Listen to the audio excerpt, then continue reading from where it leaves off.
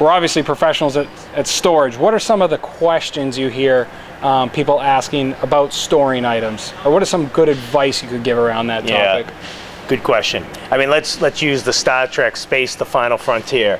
As you can see, we got plenty of it, and we can take whatever you want, but you know, the thing I tell people when they're talking about storing is if you don't need it or you don't touch it, or it's something that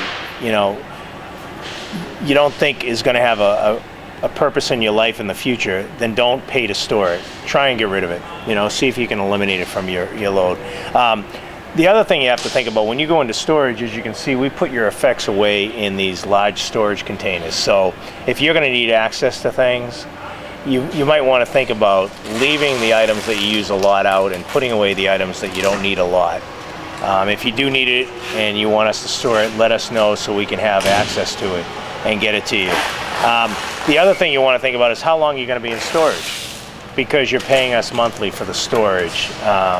So, for instance, I've had people that are moving into a friend's house and they're going to put some of their stuff in storage, and said, well, doesn't your friend have an empty garage or a basement? Oh yeah, well, we could put the items in there and save you. So those are some of the things you want to think about as you contemplate storage.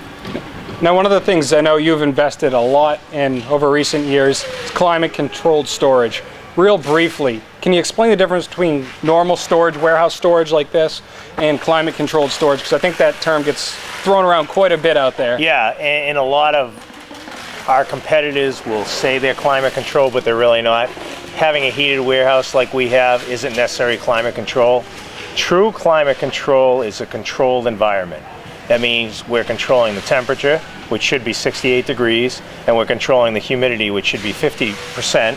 And we're also controlling the light, because light can, ultraviolet rays can do damage. So our true climatic control vaults are all the above. And we have every safety feature and every mechanism to alert us if there's been any change in climate. Even though this is a state-of-the-art warehouse and it's unbelievable, we have air circulation, it's still subject to climatic and temperature changes depending on the time of year and the weather outside. What sort of objects truly need climate control? Most everyday household effects can be in regular storage.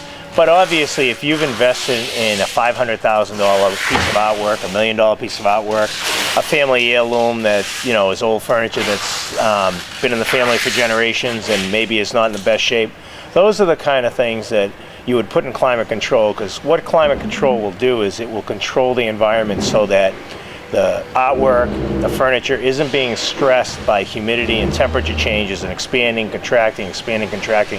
Once it goes in a fixed environment, it stays that way. And that protects the artwork, the furniture, the statue from any kind of damage from climatic influences. Great, thanks for the information. And of course, I know you always invite customers if they'd like to come down and see our facility. Yeah. You're always welcome. Love to do the tours. Come on down. Thanks.